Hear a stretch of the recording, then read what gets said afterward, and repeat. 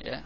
Sekarang ini kalau kita terlalu menuntut secara luas ya, dengan sesuatu yang barangkali kita belum mampu ya, agar ditegakkannya hukum Allah, kitabullah dan sunnah Nabi ya.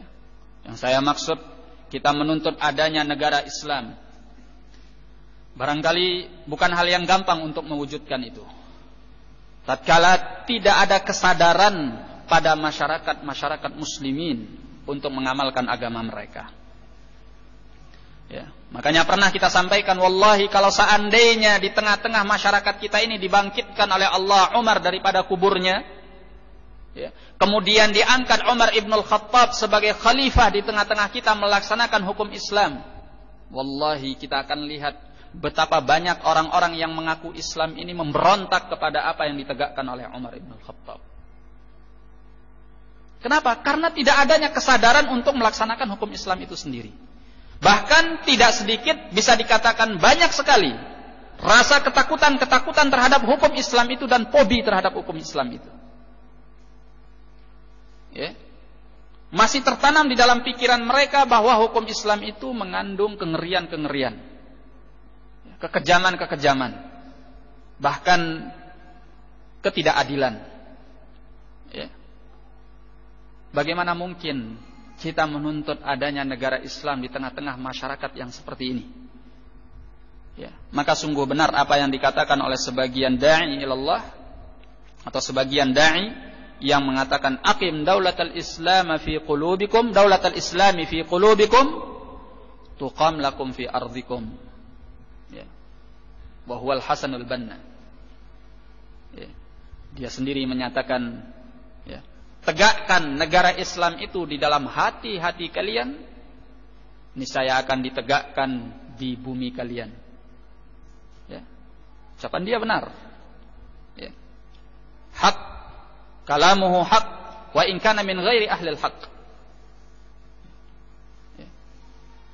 Kalau Islam itu memang sudah merasuk dan disadari oleh mayoritas kaum muslimin di sebuah masyarakat Islam, maka niscaya kita tidak perlu ya, untuk menyaksikan keributan-keributan, keonaran-keonaran yang terjadi pada saat ini. Dengan sendirinya kita akan lihat secara otomatis hukum Islam itu akan tegak, negara Islam itu akan muncul dengan sendirinya. Ya.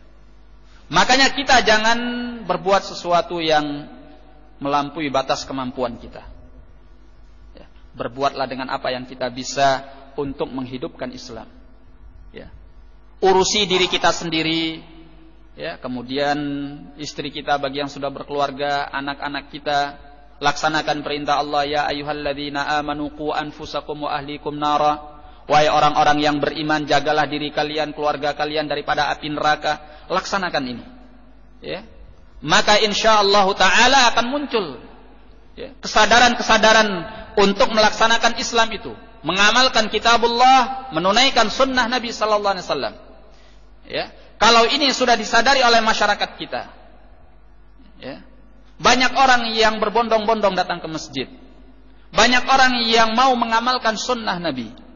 Ya. Bahkan yang aneh itu nanti bukan orang yang mengamalkan sunnah. Ya. Orang yang tidak mengamalkan sunnah itu yang nantinya aneh. Ya.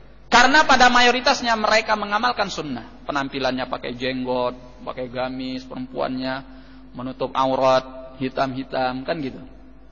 Ya. Nah, demikian pula nanti akan merembet itu kepada pemerintahannya, kepada penguasanya, walaupun mungkin bukan dalam tingkat yang besar, mungkin ke RT-nya dulu, ke RW-nya dan sebagainya dan sebagainya. Karena kalau sudah orang-orang yang menyadari Islam ini yang banyak di tengah-tengah masyarakat itu, ya, Allah akan memberikan kemudahan-kemudahan untuk kita bisa melaksanakan Islam dengan baik. Ya. Maka dengan sendirinya akan datang kemenangan dari Allah Subhanahu wa ta'ala. Ya, sehingga kita tidak perlu menyaksikan berbagai keonaran, keributan, ya, pengeboman ini dan itu segalanya yang membuat keresahan-keresahan di kalangan kaum muslimin hanya demi satu tujuan, yang barangkali masyarakat kita tidak mampu atau belum mau melaksanakannya. Nah, barakallahu fikum.